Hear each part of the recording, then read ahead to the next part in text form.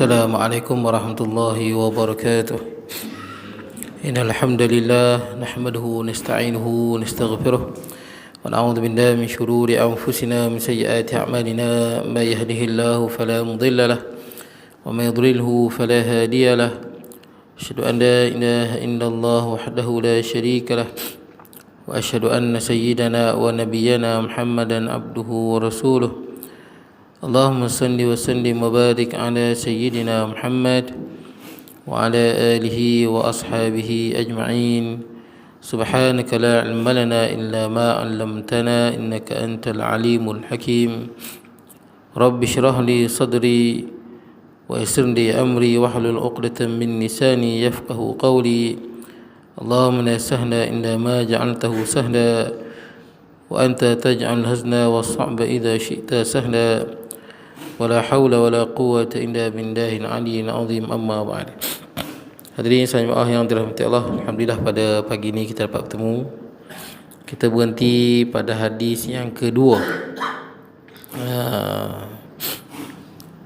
Kita tengok hadis yang kedua di kitab 40 hadis akhir zaman. Qala musannifu rahimahullahu taala wa nafa'ana bi ulumi fid darain. Kata mengenang hadis kedua, kenapa Islam menjadi sasaran pemusnahan. Ini tajuk dia. Baik. An ummil mu'minin Zainab binti Jahshin radhiyallahu anha. Hadis ni daripada isteri Nabi. Dia sebut ummul mu'minin, isteri Nabi lah. Ibu kepada orang yang beriman. Itu gelaran bagi isteri Nabi sallallahu alaihi wasallam. Kenapa digelar begitu? Kerana isteri Nabi ni bila Nabi dah meninggal dunia, maka tidak ada orang yang boleh kahwin dengan dia. Dia dianggap sebagai mak bagi orang yang beriman, ibu kepada orang beriman. Wa azwajuhu ummahatuhum. Quran sebut, dan isteri-isteri Nabi ini adalah ibu-ibu bagi mereka, ibu-ibu kamu.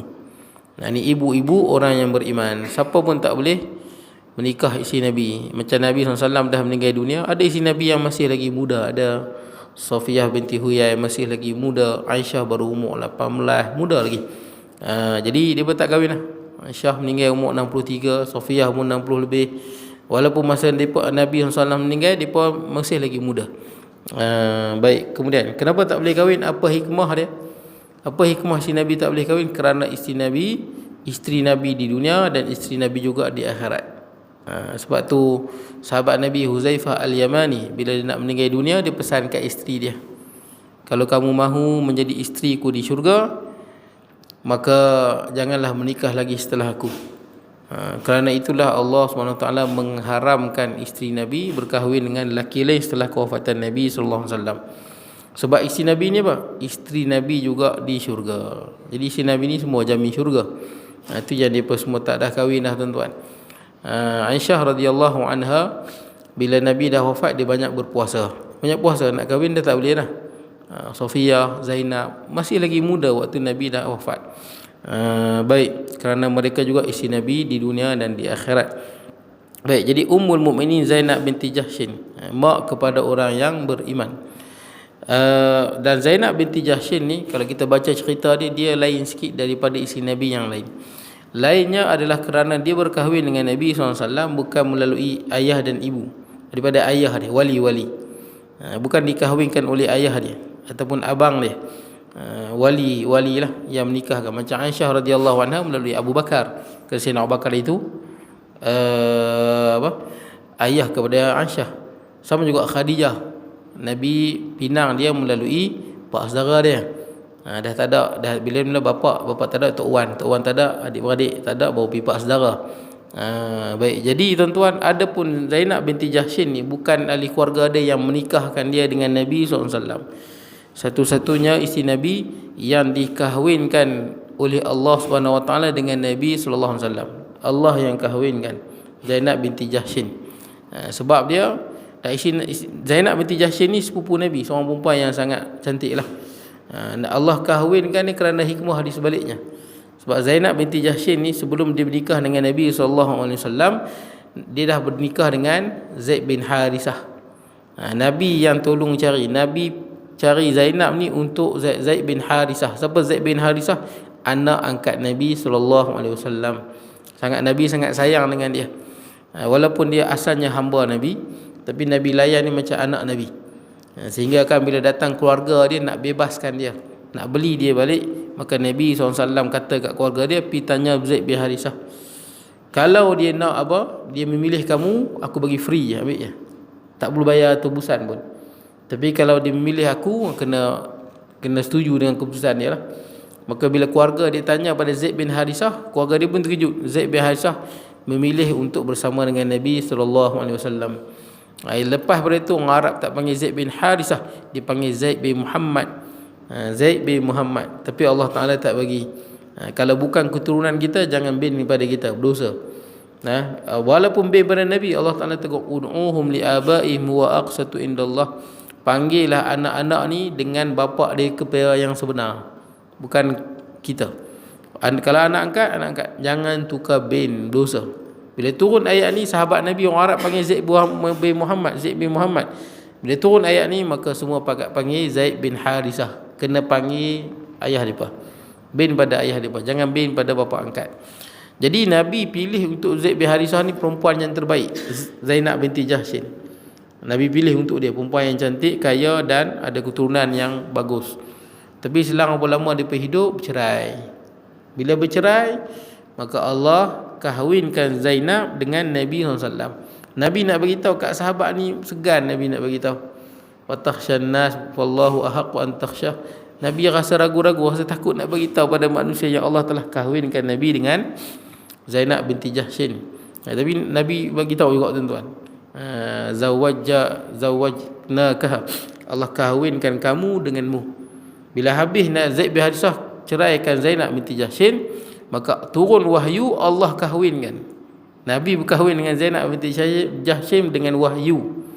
Kenapa Allah kahwinkan? Sebab di zaman Nabi SAW ada satu budaya Arab yang ada Arab jahiliyah. Dia anggap kalau menantu anak angkat, pak mentua tak boleh kahwin. Bapa tak boleh kahwin dengan menantu anak angkat. Itu budaya Arab jahiliyah. Sebab dia anggap anak angkat tu macam anak betul. Kita lain, kalau kita anak angkat, dia tak ada apa-apa tuan. Anak angkat dia tak ada apa-apa langsung.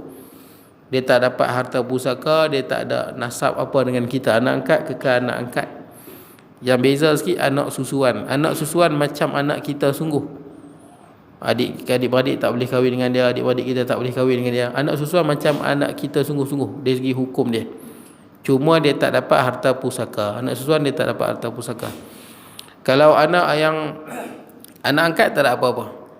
Jadi kita kalau ada anak angkat, menantu dia, isteri pada anak angkat kita, kalau anak angkat kita mati, kita boleh kahwin dengan dia. Kalau kita ada anak laki kita betul, dia kahwin dengan seorang perempuan, menantu kita lah. Bila kahwinnya, walaupun dia tak sentuh lagi isteri dia, ataupun dah sentuh, dah bersetubuh lah.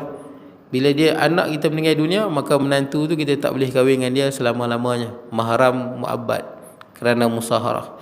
Ataupun kita ada anak lelaki, ada menantu perempuan, dah ada anak 2-3 orang, selang apa ataupun tak ada anak, dia berkahwin, dia bercerai. Walaupun bercerai, dia kekal bekas menantu kita selama-lamanya.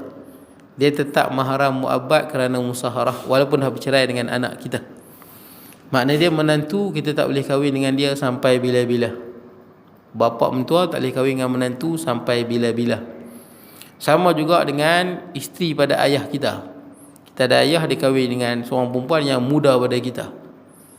Bila ayah kita meninggal, walaupun belum sentuh lagi, kita tak boleh kahwin dengan mak tiri kita. Wala tankihu ma nakaha abaukum illa ma qad salaf, tak boleh. Haram hukum dia. Kerana musaharah, macam cerita Piramli itulah, keluarga 69 tu. Kan Piramli kahwin dengan mak, Piramli kahwin dengan mak, Tompel bapa dia kahwin dengan anak.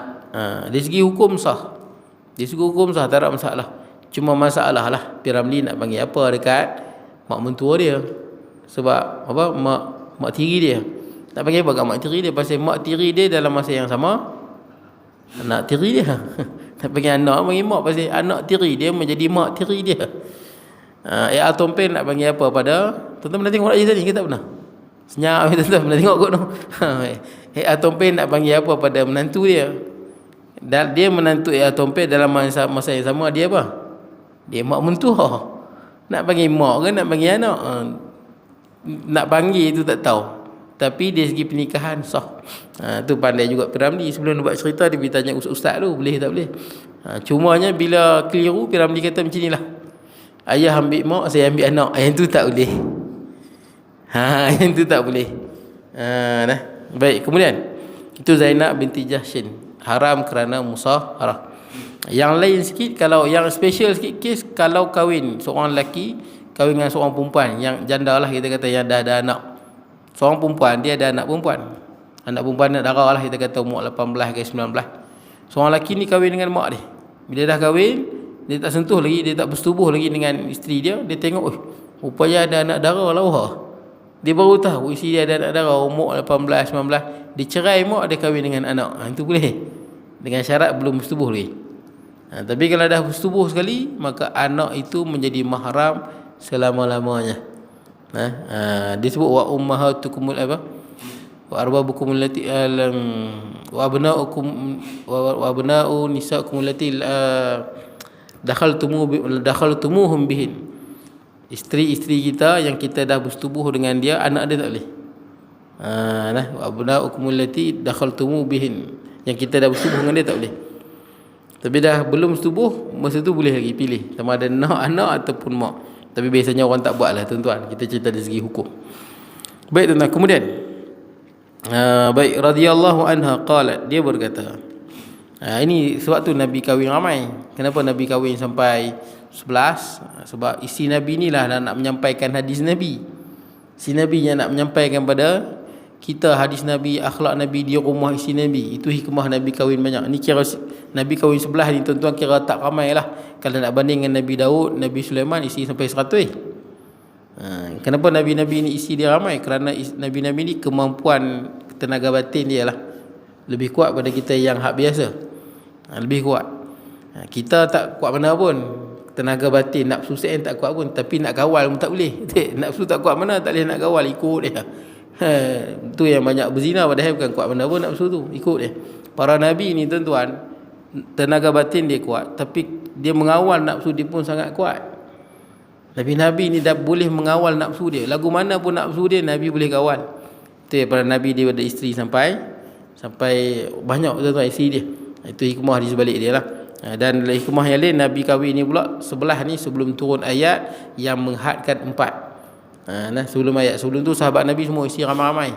Bila turun ayat kata hanya boleh kahwin 4, maka sahabat Nabi cerai, yang lain pilih 4. Nabi, mana-mana perempuan yang dah bersama dengan Nabi, dia akan jadi isi Nabi di dunia dan di syurga. Itu yang isi Nabi tak ada yang diceraikan, dan tidak ada yang kahwin setelah Nabi wafat. Sebab dia dah bersama dengan Nabi. Bersama dengan Nabi, tidur dengan Nabi, maka menjadi isi Nabi, ummahatul mukminin. Itu yang kekal isi Nabi 9 dan Nabi tak tambah. Baik, kemudian inna nabiyya sallallahu alaihi wasallam dakhala alaiha fazi'an yaqul. Satu malam Nabi SAW masuk bertemu dengan Zainab binti Jahshin ni dalam keadaan yang cemas. Nanti kita cerita, kita baca hadis tuan-tuan, terjemahan kat bawah. Yaqul, dia berkata, la ilaha illallah wainun lil arab min syarin qad iqtarab futihal yawm min radmi ya'jud wa ma'jud misla hadhihi wa khalaqa bi usbu'ainihi al ibham wallati taliha faqultu ya rasulullah anuhliku wa fina salihun qala na'am idza kathura al khabsu. Artinya, kepada Ummul Mukminin Zainab binti Jahshin, isteri Nabi sallallahu alaihi wasallam, beliau berkata, pada satu hari Rasulullah SAW masuk ke dalam rumahnya dalam keadaan cemas sambil bersabda. Nabi masuk dalam keadaan takut dan cemas. Peliklah tuan-tuan, Zainab binti Jahshin, pasal apa? Kemudian Nabi bersabda, la ilaha illallah, celaka ataupun binasa bagi bangsa Arab daripada kejahatan malapetaka yang sudah hampir menimpa mereka. Nabi sebut bangsa Arab. Nabi kata binasa bagi bangsa Arab dari kejahatan yang sudah hampir menimpa mereka. Kenapa Nabi sebut bangsa Arab? Kerana Nabi diutuskan kepada bangsa Arab. Satu. Yang kedua, Nabi diutuskan pada seluruh umat tuan-tuan, tapi tempat Nabi berdakwah tu bangsa Arab. Apa makna tuan-tuan? Makna dia simbolik jatuh bangkitnya Islam tengok pada orang Arab. Kalau orang Arab tu teruk, maka umat Islam pun tidaklah kuat. Kalau orang Yahudi itu, dua-duanya keturunan Nabi Ibrahim tuan-tuan. Orang Arab daripada Nabi Ismail AS, orang Yahudi daripada Nabi Ishaq, Nabi Ibrahim juga. Kalau orang Arab lemah, maka orang Yahudi kuat. Dia begitu tuan-tuan. Baik, jadi kebangkitan dan kejatuhan Islam sangat sinonim dengan bangsa Arab, bangsa yang Nabi utuskan. Nabi diutuskan di kalangan bangsa Arab. Jadi tengok macam mana bangsa Arab, bagaimana orang yang Arab di Arab Saudinya, di Dubai-nya, bagaimana mereka tuan-tuan. Kita boleh baca sikitlah orang Islam di tempat yang lain. Mereka tu tempat diutusnya Nabi. Mereka tu cakap bahasa Al-Quran. Kalau mereka menteruk tuan-tuan, berfoya-foya tuan-tuan, tempat yang lain lagi sakanah. Begitu tuan-tuan. Jadi disebut bangsa Arab ni pasal Nabi masa ni berdakwah kepada bangsa Arab. Masa Nabi sebut ni ada di kalangan bangsa Arab yang belum lagi beriman, masih lagi menentang Nabi SAW. Baik, itu Nabi sebut binasa bagi bangsa Arab. Ini bangsa yang Nabi diutuskan, bangsa yang daripada dulu kita tuan-tuan, bangsa ni lah yang dominan, yang membawa Islam di seluruh tempat. Ni kita Malaysia beriman tuan-tuan, Indonesia beriman.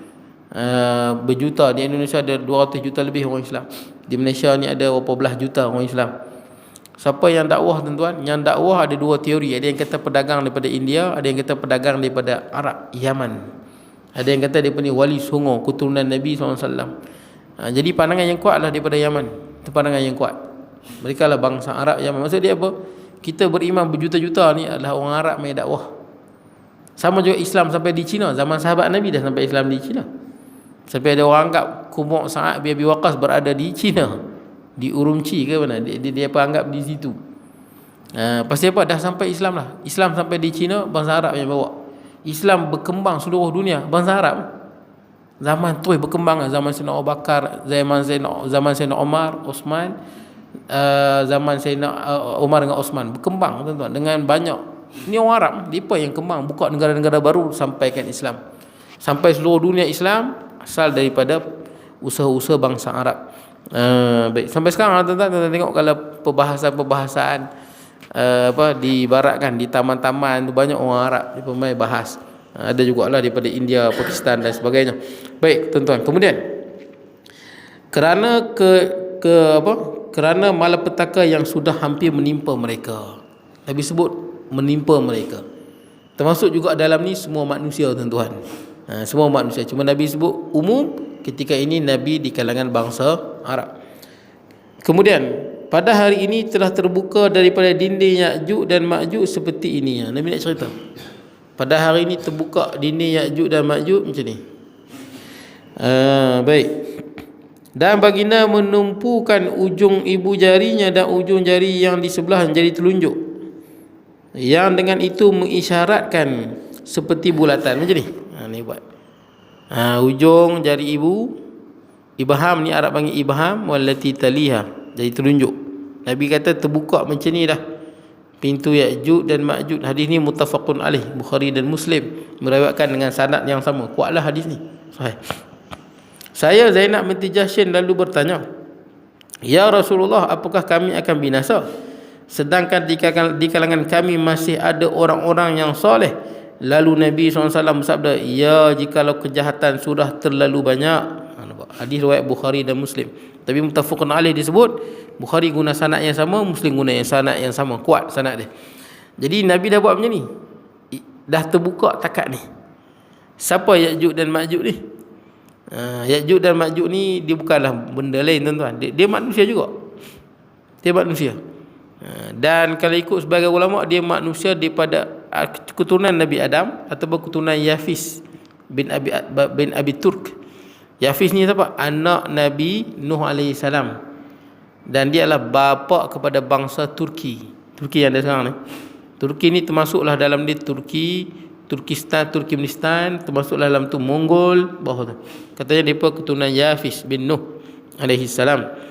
Baik, jadi Ya'juj dan Ma'juj ni keluar ke belum? Ini perbahasan panjang tuan-tuan. Di mana benteng dia? Tapi yang pasti Ya'juj Ma'juj memang ada. Tak percaya pada Ya'juj dan Ma'juj boleh batal akidah pasal Ya'juj dan Ma'juj kisah dia disebut dalam Al-Quran, dalam surah Al-Anbiya ayat 95. Hatta idza futihat Ya'juj wa Ma'juj wa hum min kulli hadamin yansilun. Sehinggalah benteng Ya'juj dan Ma'juj ni pecah.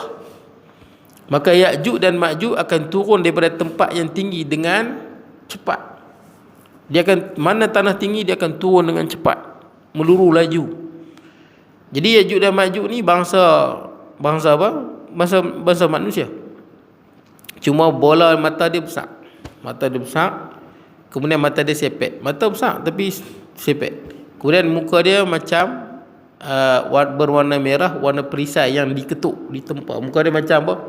Macam ke dalam sikit. Ada orang kata ciri-ciri tu macam orang Mongol. Ada orang kata Mongol, boleh jadi Mongol. Sebab tu orang kata dah keluar dah. Ada ulama yang pandangan Ya'juj dan Ma'juj dah keluar, bangsa Tatar. Ada yang sebut pada zaman Tatar dulu dia anggap itulah Ya'juj dan Ma'juj, sebab tak pernah tengok sekejam itu manusia. Ada yang sebut Ya'juj Ma'juj. Itu kita tengok muka dia pun macam apa? Perisai yang diketuk, ditempa. Jadi macam ke dalam, muka dia macam ke dalam sikit, hidung penyek sikit. Kemek, hidung kemek sikit. Hidung kemek. Kemudian dan depa ni rambut depa kerintin, katanya macam kerintin sikit.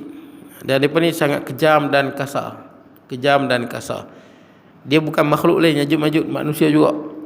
Jadi ada ulama memang kata dah keluar dah. Jadi benteng Ya'juj dan Ma'juj kat mana? Banyak pandangan. Ada yang kata di pergunungan Kaukasus di Georgia. Ada yang kata di antara Azerbaijan dengan Armenia. Ada juga. Memang rupa dia macam, nak tuan-tuan tengok, rupa dia memang macam tembok pun. Macam tembok. Ada setengah ulama kata tembok Ya'juj dan Ma'juj ni berada di China, utara China, di Asia Tengah, antara China dengan India. Ada juga yang kata di situ, tuan-tuan. Sebab nampak rupa dia macam tembok. Pada zaman kerajaan Abbasiyah, ni yang dalil orang pegang kata dah pecah dah tembok Ya'juj Ma'juj tu. Pada zaman kerajaan Abbasiyah, khalifah yang bernama Al-Wasiq Billah, dia mimpi tembok tu pecah. Dia mimpi. Sebab Nabi dah beritahu tentang, sebab Ya'juj Ma'juj ni sangat menakutkan. Sebab tak ada orang boleh lawan ni. Tak boleh lawan. Amerika, Rusia, China, orang tak boleh lawan ni. Sebab waktu Ya'juj Ma'juj keluar, Allah bagi tahu kat Nabi Isa, la yadan li ahadin liqitalihim. Tak ada orang yang mampu lawan mereka. Sangat kuat. Jadi dalam sepanjang sejarah manusia, yang paling kuat sekali Ya'juj Ma'juj. Orang tak boleh lawan dia. Dan dia sangat ramai. Ahli neraka tu satu manusia, bangsa kita, bangsa manusia biasa lah, 999 Ya'juj dan Ma'juj. Ya'juj Ma'juj ni ahli neraka paling ramai kali. Ahli neraka paling ramai adalah bangsa Ya'juj dan Ma'juj. Ada yang kata Ya'juj Ma'juj ni adalah Cina, ada juga bangsa Cina, pasal dia ramai.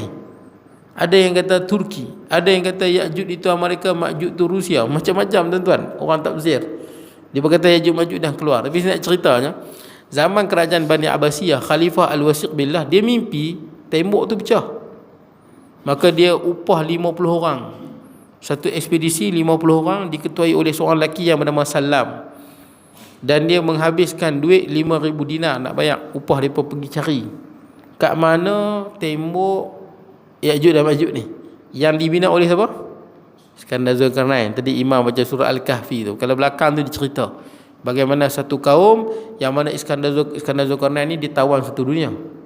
Zaman Iskandar Zulkarnain ditawan seluruh dunia. Dan saya pernah sebut kat tuan-tuan, ada 4 orang saja yang pernah tawan seluruh dunia. 2 Islam, 2 kafir. Siapa yang Islam? Nabi Sulaiman dengan Iskandar Zulkarnain. Dia pernah merintah satu dunia. Yang 2 lagi kafir, Namrus dengan Bukhtansar. Dia ni bukan Islam, tapi dia kontrol satu dunia. Itulah kerajaan 4 ni saja yang pernah kontrol satu dunia. Yang lain tak ada dah. Memang takkan ada dah. Baik. Jadi tuan-tuan, yang lepas ni Ya'juj Ma'juj lah, tuan-tuan. Ya'juj Ma'juj pula kontrol satu dunia lepas ni. Akhir zaman dia kontrol satu dunia. Jadi Iskandar Zulkarnain, pada zaman Iskandar Zulkarnain pun, Iskandar Zulkarnain tidak menyerang mereka dan menghancurkan mereka. Maknanya dia Ya'juj Ma'juj ni bukan biasa, tuan-tuan. Satu bangsa yang sangat ganas dan luar biasa lah. Dia punya kekuatan dia. Jadi Iskandar Zulkarnain ni dalam surah Al-Kahfi dicerita, Iskandar Zulkarnain sampai jumpa apa? Satu kaum la yakaduna yafqahuna qawlah. Yang hampir-hampir Iskandar Zulkarnain ni tak faham dia bercakap apa. Kan Nabi Iskandar Zulkarnain satu dunia dia tawan. Satu kaum ni pelik sikit. Tak tahu dia pun nak cakap apa. Bahasa dia pun tak faham. Hampir-hampir tak faham langsung.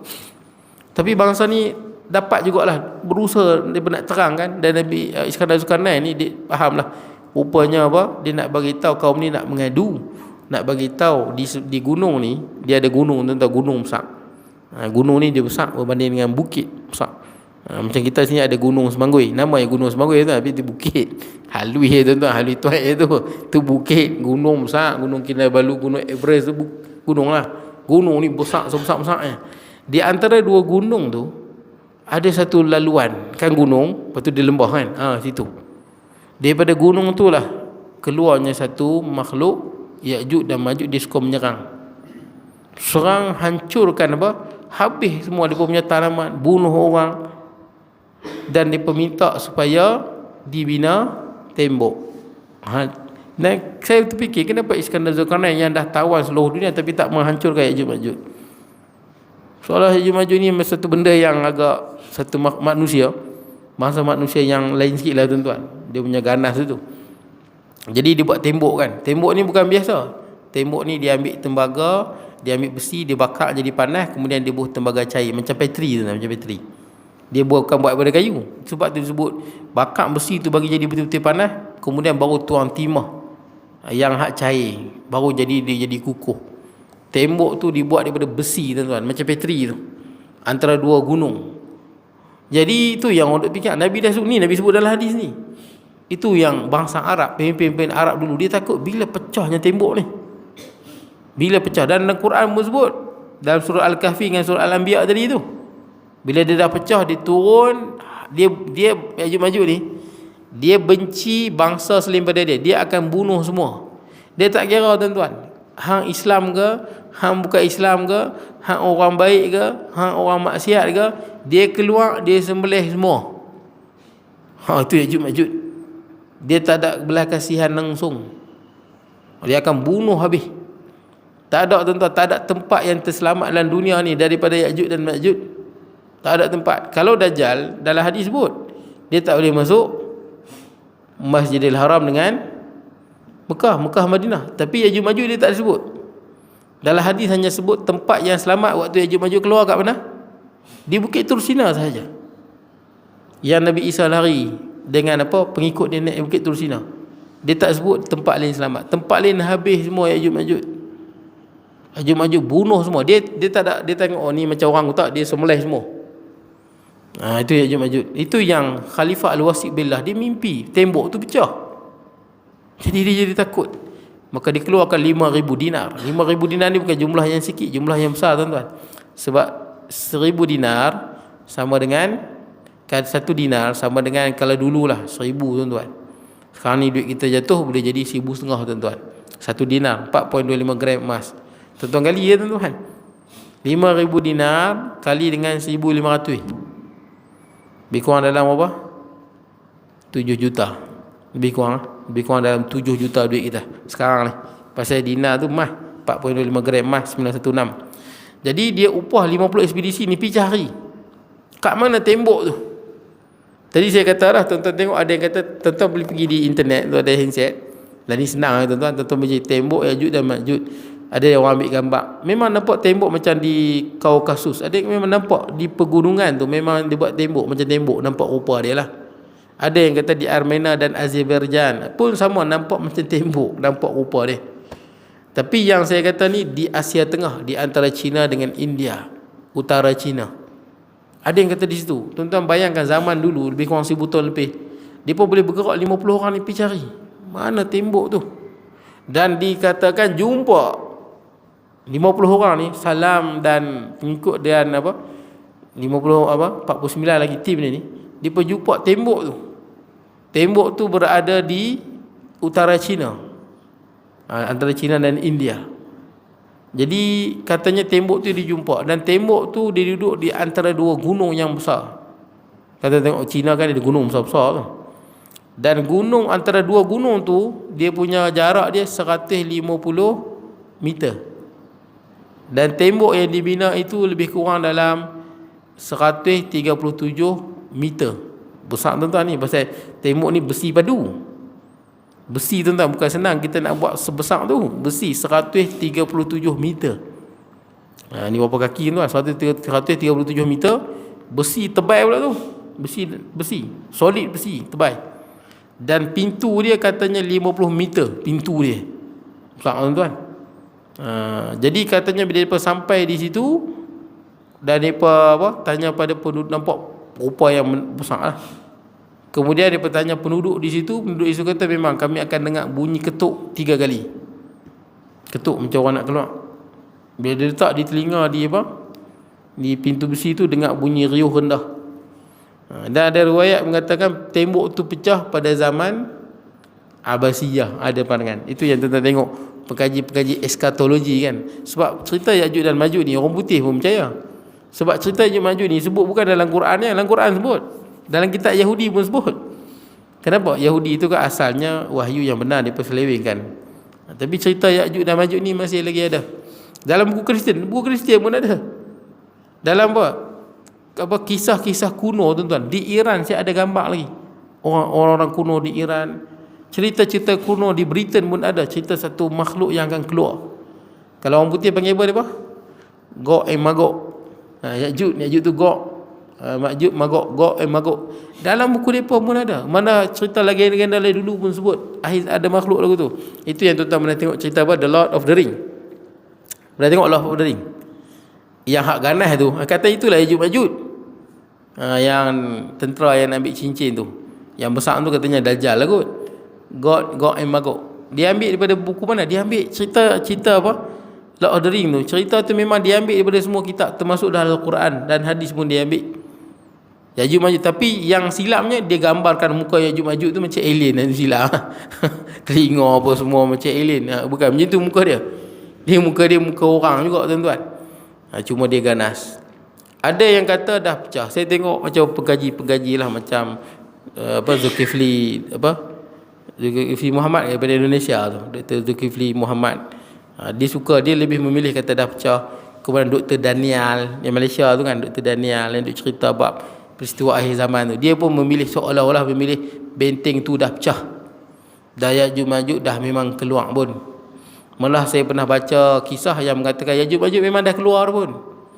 Dan Ya'juj Ma'juj telah mengganas. Siapa dia Ya'juj Ma'juj? Ya'juj Ma'juj adalah, dia pun nak cerita Ya'juj Ma'juj tu dah keluar, duduk di kalangan kita, cuma belum lagi menunjukkan kejahatan dia. Ada yang dia kata tunjuklah. Dia kata Ya'juj Ma'juj adalah bangsa Mongol. Dan memang zaman dulu pun banyak ulama anggap Mongol itulah Ya'juj Ma'juj. Pasal rupa dia, pertama dia daripada mana? Mongol. Memang kawasan apa tu? Itu memang kawasan apa? Ikut sebagian ulama itulah kawasan tembok yang Iskandar Zulkarnain buat. Tu dah pecah. Depa ni sebab depa Mongol memang kawasan dia kan dekat dengan Cina, depa tu utara Cina. Kata memang depa. Dan Mongol punya perangai ni, orang Tatar ni, dia punya perangai Genghis Khan, Hulagu Khan, ini yang Khan semua ni tuan-tuan. Tuan-tuan ada kawan nama Khan. Khan tu adalah nama orang Mongol. Seolah-olah macam betul tu. Saya pernah baca satu encyclopedia, seorang orang ulama Saudi tulis. Dia memang tulis Ya'juj dan Ma'juj ni keturunan Yafis bin Nuh dan mereka adalah Mongol. Dia tulis dalam buku tu, saya buat gambar lagi. Dan orang Mongol ni pula muka dia memang macam tu, kemek sikit. Hidung penyet, mata besar, walaupun mata sepet tapi besar mata dia. Rupa sepet. Kemudian dia ni ganas. Mongol punya style, kalau dia serang mana-mana tempat, dia akan bunuh semua orang. Itu Mongol punya perangai. Dia serang mana-mana tempat, dia bunuh semua.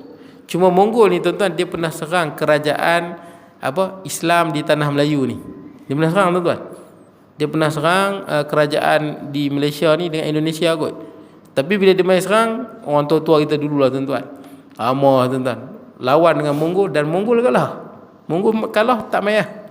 Tapi nak kata Ya'juj Ma'juj macam mana kalah dengan kita tuan-tuan? Dia kalah dengan kerajaan Islam Nusantara ni. Dia serang, dia kalah, dia tak main lah. Maka dia pergi serang negara-negara lain. Habis semua. Semua negara ditawan, majoriti. Dan Mongol telah bunuh orang dalam siri membesarkan empire dia. Dia bunuh 46 juta. 46 juta dia bunuh. Kebanyakannya bukan tentera, orang awam. Dia bunuh semua. Itu dia punya hobi, bunuh orang. Tuan-tuan, 46 juta ni bukan sikit, banyak. Semula habis. Baik, jadi Mongol ni, dan tuan-tuan pernah tengok Viking di Sweden tu. Viking yang badan apa? Kalau tuan-tuan boleh tengok cerita kartun How to Train Your Dragon tu, itu Viking tu. yang ada topi, ada tanduk, orang putih. Dia macam orang apa? Orang nampak hebatlah Viking ni. Tapi Viking hancur kerana Mongol. Mongol hancurkan tentera Viking. Habis semua tuan-tuan dibunuh. Seolah-olah kita tengok macam betul lah. Macam betul lah Yajuj Majuj ni. Kemudian Nabi sebut lagi Yajuj Majuj ni anak dia ramai. Yajuj Majuj takkan mati sehinggalah mereka ada keturunan sampai 1000. Macam betul juga tuan-tuan. Sebab Mongol ni dia memang orang perempuan, dia tak orang perempuan dia jadikan isteri dia. Kalau dia tawan mana tempat, habis orang perempuan dia ambil jadi bini dia. Sebab tu banyak orang Khan tu, yang Khan tu. Kan nama Shah Rukh Khan, Salman Khan, apa lagi? Yang Khan tu, Amir Khan, itu darah Mongol tu. Darah Mongol ada di India, ada di China, ada di Turki. Bahasa Turki dia. Sampai saya, kawan saya pun ada duduk di Selangor. Nama Saiful Khan nama dia. Saiful Khan. Dia pun Mongol juga tuan-tuan. Macam mana Mongol tersesat ke Selangor tuan-tuan. Nak cerita banyaknya. Pasal dia akan, mereka punya tentera ni, mereka tangkap orang perempuan, isteri mereka ramai, anak mereka ramai. Pasal mereka jadikan semua orang perempuan tu isteri mereka. Mereka rampas jadi bini mereka. Jadi mereka punya keturunan sangat ramai. Sebab tu banyak nama Khan di India, Turki. Sebab tu kalau ikutkan bangsa Turki sekarang ni ada darah Mongol. Pasal Mongol memang jadikan banyak orang perempuan ni sebagai isteri mereka. Tu yang saya kata di Malaysia. Tuan-tuan jumpa orang nama Khan? Nah, ada banyak Pakistan kan, Ustaz Khan. Tapi tak semua Pakistan ada Khan. Ayub Khan Mongol tu. Betul tuan-tuan, darah Mongol. Lupa ni Ayub Khan, darah Mongol. Memang seolah-olah betul, di mana-mana ada saja Khan tuan-tuan. Seolah-olah betul memang mereka ni anak ramai, keturunan mereka ramai. Satu. Kemudian mereka lah yang telah menjatuhkan. Nanti kita huraian ni akan datang tuan, cerita panjang. Bangsa Tatar lah yang menjatuhkan kerajaan Islam Abbasiyah. Dijatuhkan kerajaan Islam Abbasiyah, panjang cerita dah tuan-tuan, saya tak mau cerita detail, tak ada masa. Tapi jatuhnya kerajaan Islam Abbasiyah di Baghdad, Mongol bunuh, sebagai riwayat kata 1.5 juta dia bunuh. Dia boleh bunuh semua di Baghdad tu. Kalau orang normal tak buat tuan-tuan, dia sembelih semua. Dia dah sembelih semua, dia potong kepala, dia buat bukit. Kejam tak kejam tu. Orang Islam dia bunuh, dia potong kepala orang Islam, dia susun buat bukit. Mongol. Bayangkan dalam berapa hari tuan-tuan, 1.5 juta. Sungai di Iraq jadi sungai darah. Kitab-kitab yang dibuang, apa? Daripada Baitul Hikmah tu buang dalam sungai. Sebahagian sungai jadi hitam kerana dakwat buku. Memang kerajaan Islam hancur lebur terus. Sampai masa ni orang Islam tak pernah tengok sedahsyat ni tuan-tuan. Saya ingat sampai sekarang kita tak pernah tengok kejatuhan sedahsyat jatuhnya Baghdad di tangan Mongol. Dia sembelih habis. Sultan pun kena bunuh. Al-Mu'tasim billah ke masa tu. Habis sultan pun kena bunuh. Jadi dia bunuh sultan dengan cara yang kejam. Dia tak potong kepala sultan apa? Sebab Mongol ni dia ada kepercayaan. Kalau bunuh sultan, darah sultan tu kena apa? Darah raja lah. Kena ke bumi akan jadi malapetaka. Jadi dia gulung sultan tu dengan pemaidani, dia berpijak dengan kuda bagi mati. Habis semua. Yang pendek kata negara Islam hancur lebur. Jadi itu yang orang anggap Mongol ni lah Tatar, ganas sangat. Tapi tuan-tuan, lah. Sebab keturunan Mongol banyaknya Islam. Itu susah sikit. Itu saya tak setujulah tuan-tuan. Saya pribadinya saya tak setujulah, walaupun kerosakan yang bangsa Mongol tu buat banyak, tapi banyak Islam. Macam mana Mongol boleh kalah? Mongol dulu kuasa satu dunia. Macam mana boleh kalah? Kerana ada yang masuk Islam. Kan Hulagu Khan, Genghis Khan, Hulagu Khan, betul tak? Genghis Khan tu tok nenek depa lah, yang mula-mula gerakkan empayar Mongol tu dia lah. Anak cucu dia tu Hulagu Khan, cucu dia. Hulagu Khan dia ada sepupu nama Berkhay Khan. Berkhay Khan masuk Islam. Berkhay Khan juga Mongol, dia masuk Islam. Dia bila masuk Islam, dia dengar yang Hulagu Khan dah menghancurkan umat Islam di Baghdad, bunuh 1 juta lebih. Berkhay Khan pula yang berperang lawan sepupu dia. Kerana berperang sesama mereka ni lah, Mongol mula jadi melemah. Bangsa Mongol masuk Islam, dan bangsa Mongol menjadi benteng Islam.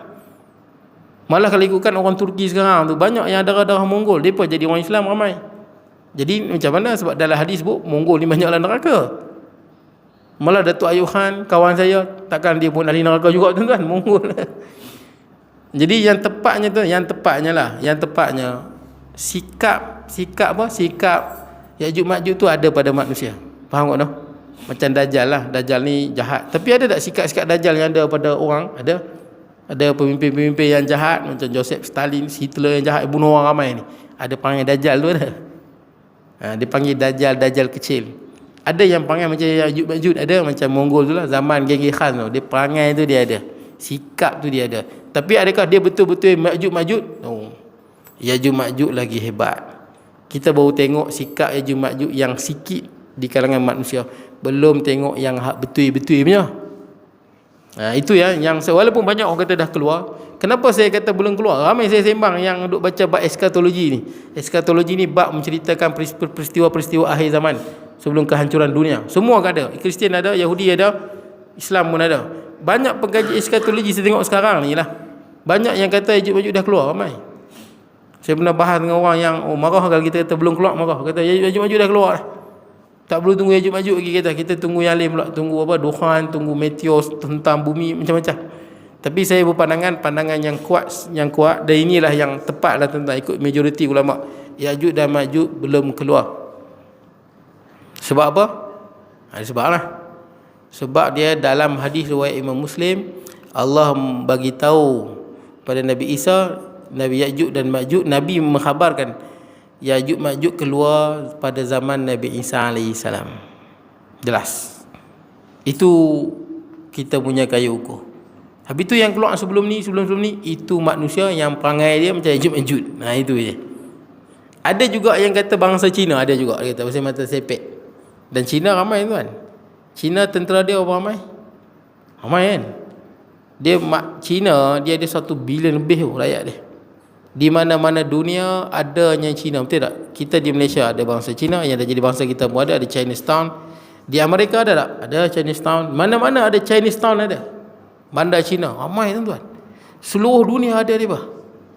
Ada kata depa. Ada juga yang kata, saya nak cerita punya banyak pandangan ni.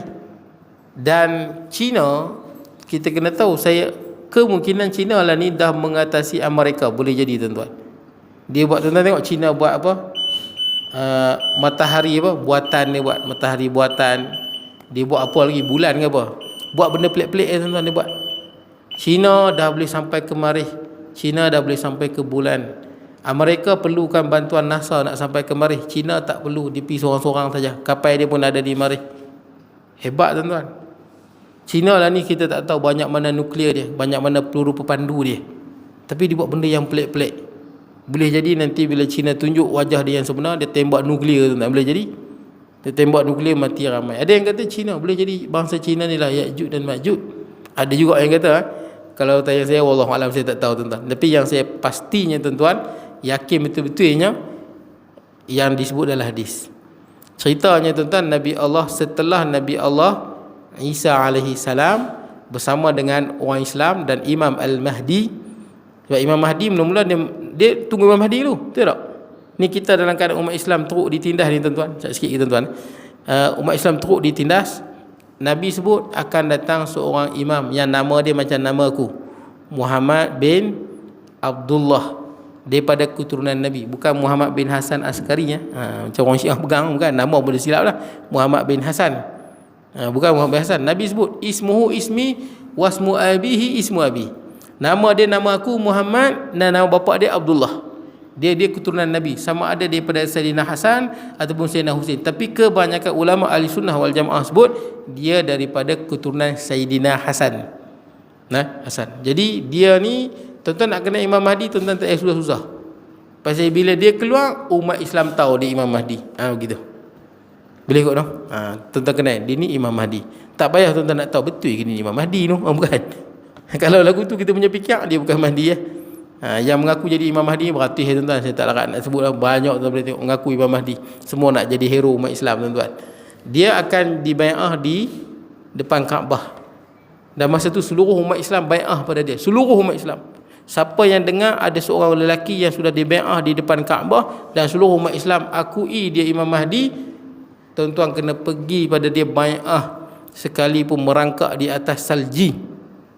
Merangkak pun pergi. Tapi sekali kita dengar ada orang tu mengaku dia Imam Mahdi, mengaku Mahdi, Imam Mahdi, ada orang kata Imam Mahdi, tuan-tuan lain mengarut semua tu. Dia ni bila keluar Imam Mahdi, hati kita tahu ni Imam Mahdi. Dan umat Islam semua bersatu padu, ni Imam Mahdi. Gitu, kita kenal dia. Macam mana kita keluar daripada perut mak kita reti isap susu. Siapa ajak? Fitrah. Kita tak pandai isap susu. Umat Islam yang ada iman, dia tahu itulah Mahdi yang sebenar. Mahdi dia keluar, negara dunia ni jadi aman dan hebat. Kemudian keluar Dajjal. Imam Mahdi tak mampu mengalahkan Dajjal. Ketika Imam Mahdi tengah kumpul tentera dia di Syria, Syam, nak lawan Dajjal, turun Nabi Isa. Nabi Isa turun, Nabi Isa keluar nak Imam Mahdi dulu, baru Nabi Isa turun. Turun di Menara Putih di Syria. Bila turun, baru perang dengan Dajjal. Nabi Isa berjaya bunuh Dajjal. Selang apa lama, Nabi Isa duduk di dunia lebih kurang 40 tahun. Duduk di dunia, siapa meninggal dulu? Nabi Isa dulu ke Imam Mahdi? Sebagai ulama kata yang meninggal dulu adalah Imam Mahdi. Imam Mahdi meninggal dulu. Setelah Imam Mahdi meninggal, maka umat Islam ketika ni dipimpin oleh siapa? Nabi Isa AS. Jadi waktu ni lah Allah wahyukan pada Nabi Isa, inni qad akhrajtu ibadan li la yadan li ahdin liqitalihim. Aku telah keluarkan satu makhluk, manusia juga, yang tidak ada sesiapa pun boleh melawan mereka. Nabi Isa dengan Imam Mahdi baru ia mengalahkan Dajjal dengan tentera dia. Tapi keluar pula satu makhluk yang Allah bagi tahu dah, tak usah duk lawan dah. Kita tak bagi tahu ni, jangan duk lawan. Ini bukan biasa-biasa. Jangan lawan. Jadi macam mana Nabi Isa bawa tentera Nabi Isa? Kalau Imam Mahdi ada lagi, Imam Mahdi pun ikut sekali. Pergi ke mana? Pergi ke Bukit Tursina di India. Bukan bukit, gunung kan. Gunung Tursina sebenarnya dia besar. Dia semua naik di Gunung Tursina sahaja yang Ya'juj Ma'juj tak nampak. Dia dihijab mata dia. Yang lain semua dia nampak, tuan-tuan. Habis semua. Agak-agak Ya'juj Ma'juj sampai tak dekat tepuk mata weh. Oh, sampai. Dia akan bunuh semua. Dia tak kira, tuan-tuan lari duduk atas shilling pun dia tahu. Dia atas shilling dia seorang, dia bunuh. Tuan-tuan nak lari duduk mana? Duduk atas menara masjid. Dia cari sampai dapat. Dia sembelih semua. Dia tak kira Islam ke, Buddha ke, jahat ke, baik. Hang bukan bangsaku, hang mesti mati. Tu. Sebab tu Ya'juj Ma'juj benda yang sangat menakutkan sebenarnya. Bila dia keluar, tak tergambarlah akal fikiran betapa dahsyatnya pembunuhan, tuan-tuan. Dia sembelih semua kecuali Bukit Tursina hijab. Dia tak nampak Bukit Tursina. Umat Islam yang sama dengan Nabi Isa nampak. Itulah cerita dia, tuan-tuan. Saya nak sebut, dan nanti dia mati tu, nanti disebutkan datanglah. Dia mati tu bila Nabi Isa berdoa, datang ulat kan. Dia dah bunuh semua penduduk dunia. Kemudian dia panah ke langit pula. Panah ke langit. Kita penduduk dunia kita dah bunuh semua lah. Dia panah ke langit. Lepas tu bila panah tu naik turun, Allah jadi ada darah kat ujung dia. Jadi dia berfikir apa? Kita dah bunuh penduduk langit, dan kita dah bunuh semua penduduk bumi, dan kita dah bunuh semua penduduk langit. Dia bersorak gembira. Selang tak apa lama datang ulat macam virus, mati semua. Habis, tuan-tuan. Jadi cerita dia Ya'juj Ma'juj belum keluar lagi lah. Itu kita sebut lah, belum lagi. Dia keluar pada zaman Nabi Isa setelah Dajjal mati dibunuh. Itu hadis riwayat Imam Muslim. Akan datang kita pergi keterangan, tuan-tuan. Saya mohon maaf, tuan-tuan, ada kurangan dan sebagainya. Aku qauli hadza wa astaghfirullahal azim li wa lakum. Bismillahirrahmanirrahim. Allahumma ja'al jam'ana hadza jam'an tafarruqana ba'd tafarruqa ma'suma wa la taj'al min asy-syaqiyya wa la mahmul matula wa sallallahu alaihi wa sallam. Alhamdulillah wa ala alihi wa sahbihi baraka sallam. Alhamdulillah.